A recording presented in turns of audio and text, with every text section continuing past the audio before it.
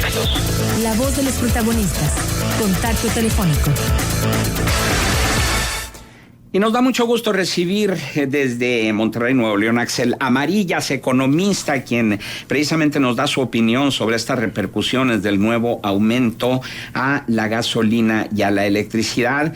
Axel, muy buenos días, un gusto saludarte. Te saludamos Marcela Pámanes y Juan Ceballos. ¿Qué tal? Muy buenos días a ustedes ahí en el estudio y al auditorio de la Comarca Lagunera. Bien, Axel, pues ¿qué lectura le das tú a este incremento, el nuevo incremento a la gasolina, al diésel y a la electricidad y sobre todo las repercusiones que podemos esperar al respecto? Bueno, primero que nada, digamos, hablando exclusivamente de lo que fue en sí el incremento, digamos, está basado en, obviamente, la recuperación de los precios del petróleo a nivel internacional, que obviamente, bueno, eso deriva en un incremento en la refinación, más bien en el costo de la gasolina, que viene siendo la refinación del petróleo, y asimismo en la generación de energía eléctrica, sobre todo la que se basa en la producción con gasolinas o con combustibles fósiles. Aquí, digamos, la explicación que se basa en esa razón, a mí me parece un tanto insuficiente para tener los niveles de precios de combustibles, sobre todo los precios de las gasolinas, los precios de la energía eléctrica, son algo, digamos, fluctúan un poco más a lo largo del tiempo. Las gasolinas estamos ahorita a niveles máximos históricos. Y yo creo que esa razón que se le denomina, que la cual es la principal por la cual se han incrementado los precios, es insuficiente para poder explicar el por qué, digamos, el incremento ha sido tan grande. Por ejemplo, en el precio de la Magna estamos hablando de que es un 6.2%, en el precio de la Premium del 5.9%, el del diésel ahorita va en 4.9%. Obviamente esos incrementos están muy por encima de lo que en promedio esperamos año con año en la inflación, que es de alrededor, de acuerdo al objetivo del Banco de México, alrededor del 3%. Esos son precisamente los principales impactos. El impacto que le va a tener estos incrementos a la inflación y sobre todo a la economía familiar. Y de hecho, ya desde el mes pasado, en el índice de inflación que se presentó en julio, más bien de julio, que se presentó a principios de agosto, ya vimos un incremento en el índice nacional de precios al consumidor del 26%, que ya dejó a la inflación anualizada en 2.65%. También vimos que el precio de la canasta básica en ese periodo también se incrementó en 0.57%. Es decir, en julio ya tuvimos un impacto derivado de los incrementos previos que se habían hecho a los combustibles anteriormente. En el mes de agosto va a suceder lo mismo y muy probablemente el incremento sea, prolongado. Es decir, a pesar de que ahorita ya estamos llegando, al menos la Magna y la Premium ya están en el precio máximo que se había fijado o que había fijado el gobierno de acuerdo a las bandas de flotación. El diésel aún no llega a este precio máximo. Yo creo que ese incremento en la inflación va a ser sostenido porque por lo general es un incremento que genera un efecto dominó sobre los precios tanto del transporte, que son el principal enfoque que, digamos, o más bien el principal detonante del efecto dominó, o sea, el costo de los fletes, el costo de transportar bienes y servicios, como también el propio transporte de personas con respecto a los traslados, etcétera, etcétera. Entonces, eso a mí, digamos, me preocupa bastante porque si bien, como decíamos, la inflación del índice nacional de precios al consumidor apenas está reflejando ese impacto a la alta, los precios al productor ya traen una inflación anualizada del 5.52%, esto también al mes de julio. Entonces, esa inflación del productor, de precios al productor, en algún momento se va a trasladar a los precios al consumidor. Si bien el impacto también no es directo, también corresponde a una secuencia, pues estaríamos hablando de que muy probablemente para finales del año la inflación sobrepase el 3%, que ese es el objetivo del Banco de México, y que el principal factor por el cual tenemos ese índice inflacionario va a ser precisamente el incremento en los precios de las gasolinas y en el precio de la energía eléctrica. Axel, pero entonces esto de alguna manera pues viene a desmentir o a contradecir el discurso oficial que los incrementos en las gasolinas no van a tener efectos inflacionarios, es decir, pues imposible, ¿no?, detener lo que es una ley de la economía, eso por un lado. Y por el otro, Axel, si pudieras explicarle al auditorio, porque yo no alcanzo a dimensionar el por qué. Si sube la gasolina, es decir, si sube el precio del petróleo, sube el precio de la gasolina. Bueno, eso se entiende, pero lo que no se entiende es porque si baja el precio del petróleo, pues también aumenta el precio de la gasolina en nuestro país, mientras que en otros países, si baja el precio del petróleo, también baja la gasolina. Sí, bueno, analizándolo, primero lo que me decía acerca de desmentir el discurso de la inflación. Sí, efectivamente, si bien, como vemos, no es un impacto directo, o sea, digamos, el incremento que se va a dar ahorita el 1 de septiembre se va a ver reflejado en el índice nacional de precios del consumidor, muy probablemente hasta el índice de octubre, o sea, alrededor de un mes, 2 meses después. Obviamente se impacta a la inflación, y de hecho me llama la atención que el incremento que estuvimos viendo a finales del año pasado con respecto al tipo de cambio, o sea, la depreciación del peso contra el dólar, no impactó tanto a la inflación como sí le está haciendo la gasolina. Es decir, a pesar de que el tipo de cambio se depreció en un gran porcentaje, vimos cómo índices de la Nacional de Precios del Consumidor y tasas de inflación históricamente bajas. Y ahorita esa tendencia se está revirtiendo. Y la razón por la cual se está revirtiendo es precisamente porque uno de los principales insumos de la actividad económica, que es la energía eléctrica, las gasolinas, el petróleo en general, está incrementando su valor, porque es el principal detonante del transporte o de la distribución de bienes y servicios. Pues obviamente este incremento sí va a impactar sobre la inflación y muy probablemente la aleje del objetivo del 3%, a lo mejor va a alcanzar por ahí a rozar los índices del 4% para finales del año.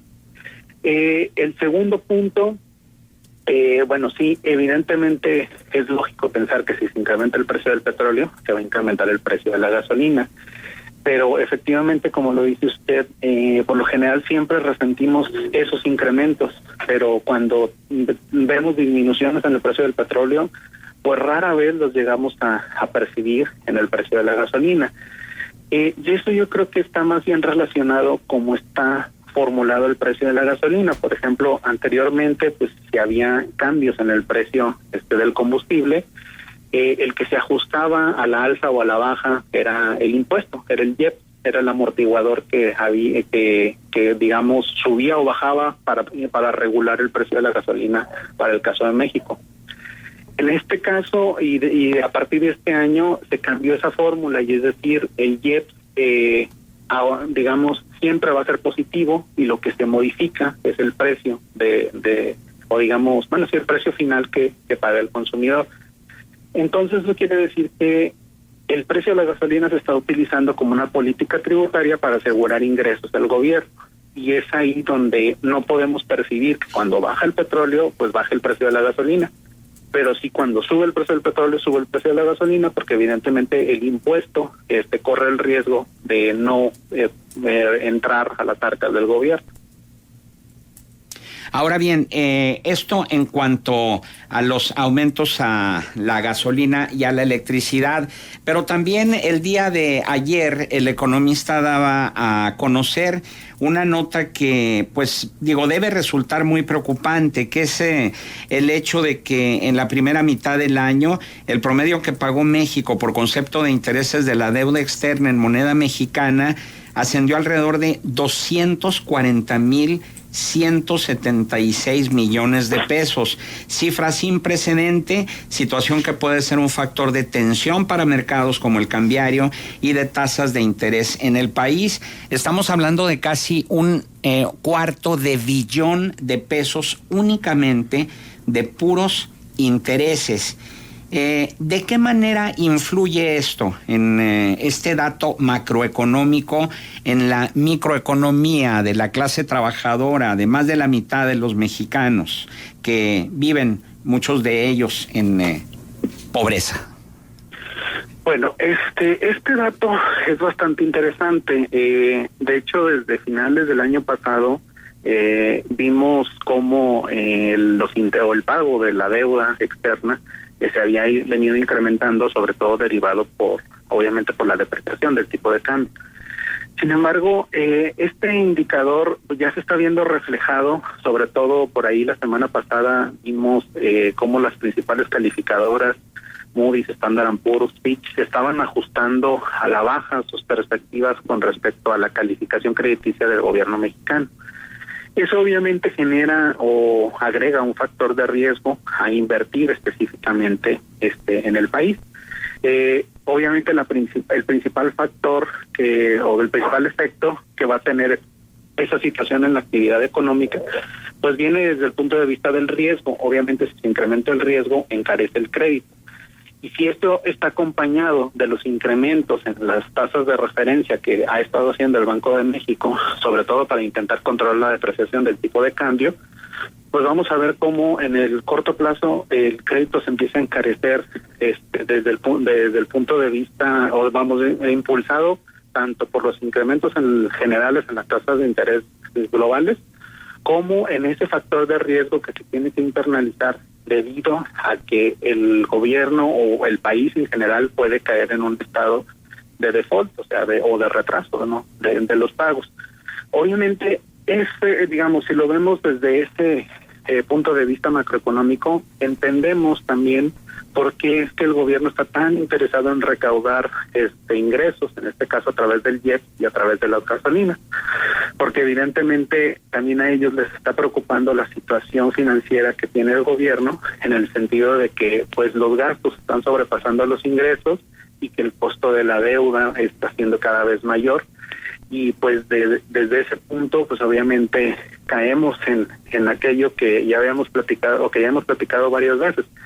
Pues sí, el problema es que estamos intentando solucionar ese problema de ingresos que tiene el gobierno con consumidores cautivos o con impuestos que no deberían de ser impuestos, como es incrementar el precio de la gasolina, en vez de preocuparse por hacer una verdadera reforma fiscal que permita ampliar la base gravable de contribuyentes y así incrementar de mejor manera y de una manera sostenible los ingresos del gobierno.